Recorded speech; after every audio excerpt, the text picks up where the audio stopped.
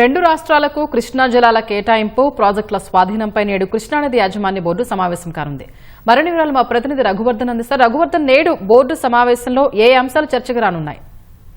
10 నెలల విరామానంతరం కృష్ణానది యాజమాన్య బోర్డు సమావేశం జరుగుతుంది. రెండు రాష్ట్రాలకు సంబంధించిన అధికారులు ఈ సమావేశంలో పాల్గొంటారు. ప్రధానంగా రెండు రాష్ట్రాలకు సంబంధించి కృష్ణా జలాల్లో ఉమ్మడి రాష్ట్రానికి కేటాయించిన నీటికి సంబంధించి రెండు రాష్ట్రాలు ఏ మేరకు వాడుకోవాలి ఈ సంవత్సరం అంశంపై ప్రధానంగా చర్చ జరగనుంది. గతంలో కొనసాగుతున్న ప్రకారం 512, 299 టీఎంసీ ప్రతిపాదనను తెలంగాణ వ్యతిరేకిస్తుంది. తమకు సగం కావాలని తెలంగాణ పట్టుబడుతుంది. ఈ నేపథ్యంలో ఇవాళ సమావేశంలో మరోమారు ఈ అంశం చర్చకు రానుంది. అటు బోర్డుకు సంబంధించిన అంశాలు చాలా ఉన్నాయి. బోర్డు నిర్వహణ కోసం రెండు రాష్ట్రాలు నిధులు ఇవ్వడంతో పాటు కేంద్ర ప్రభుత్వం జారీ చేసిన గెజిట్ నోటిఫికేషన్ ప్రకారం ఉమ్మడి జలాశయాలు శ్రీశైలం, నాగార్జున సాగర్ సంబంధించిన ఉమ్మడి జలాశయాల కాంపోనెంట్లను కృష్ణానది యాజమాన్య బోర్డుకు అప్పగించాల్సి ఉంటుంది. కానీ ఇప్పటికీ ఏది అప్పగించిన నేపథ్యంలో ఆ అంశం కూడా చర్చకు రానుంది. ఇటు టెలిమెట్రీ స్టేషన్ల ఏర్పాటుకు సంబంధించి ఉమ్మడి జలాశయాల శ్రీశైలం, నాగార్జున సాగర్ సంబంధించిన అవుట్లెట్ల నుంచి ఏ రాష్ట్రం ఎంత నీరు తీసుకుంటుందో లెక్కించేందుకు వీలుగా టెలిమెట్రీ స్టేషన్లను గతంలో మొదటి విడత ఏర్పాటు చేశారు. రెండో విడత ఏర్పాటు కోసం నిధులు ఇవ్వలేదు.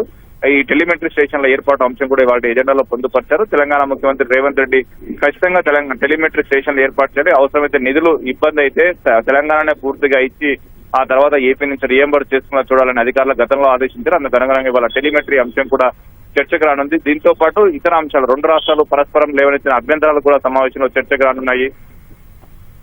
శ్రీశైలం కుడి కాల్వ, పోతిరెడ్డిపాడు హెడ్ రెగ్యులేటర్ విస్తరణతో పాటు రాయలసీమ ఎత్తిపోతల సహా ఏపీ అనుమతులు లేకుండా ప్రాజెక్టులు చేపట్టిందని వాటిని నిలువరించాలని గతంలోనే తెలంగాణ ప్రభుత్వం కృష్ణానది యాజమాన్య బోర్డు కేంద్ర ప్రభుత్వాన్ని కోరింది. ఆ అంశం కూడా ఎజెండాలో చర్చింది. అటు ఆంధ్రప్రదేశ్ కూడా తెలంగాణ ప్రభుత్వం ఎలాంటి అనుమతులు లేకుండా కొత్తగా నారాయణపేట, కొడంగల్ ఎత్తిపోతల పథకంతో పాటు అచ్చంపేట ఎత్తిపోతల పథకాన్ని చేపట్టిందని, దీంతో పాటు తుంకేసుల ఇంటేక్ వెల్ ను కూడా కనీస దిగువ నీటి వినియోగ మట్టం దిగువగా నీరు తీసుకునే రూపొందిస్తున్నారు. అది కూడా నిలువరించాలని కల్వకుర్తికి సంబంధించి కల్వకుర్తి ఎత్తిపోతల సామర్థ్యాన్ని మరొక 15 టీఎంసీలకు పెంచడానికి కూడా ఆంధ్రప్రదేశ్ అభ్యంతరం వ్యక్తం చేస్తుంది. ఈ నేపథ్యంలో రెండు రాష్ట్రాలకు సంబంధించిన పరస్పర అభ్యంతరాలు కూడా ఇవాళ సమావేశంలో చర్చగా ఉన్నాయి. అటు నాగార్జున సాగర్ అంశానికి సంబంధించి కూడా తెలంగాణ శాసనసభ ఎన్నికల పోలింగ్ ముందు రోజు జరిగిన పరిణామాల నేపథ్యంలో నాగార్జున సాగర్ ను తిరిగి పూర్తిగా తమ నిర్వహణకు అప్పగించాలి. విభజన చట్టం ప్రకారం నాగార్జున సాగర్ నిర్వహణ పూర్తిగా తామే చేపట్టాల్సి ఉంటుందని తెలంగాణ ప్రభుత్వం అంటుంది. ఎందుకు సంబంధించి ఈ అంశం కూడా ఇవాళ ఎజెండాలో ఉంది. ఈ అంశాలన్నింటిపైన ఇవాళ సమావేశంలో చర్చ జరగనుంది.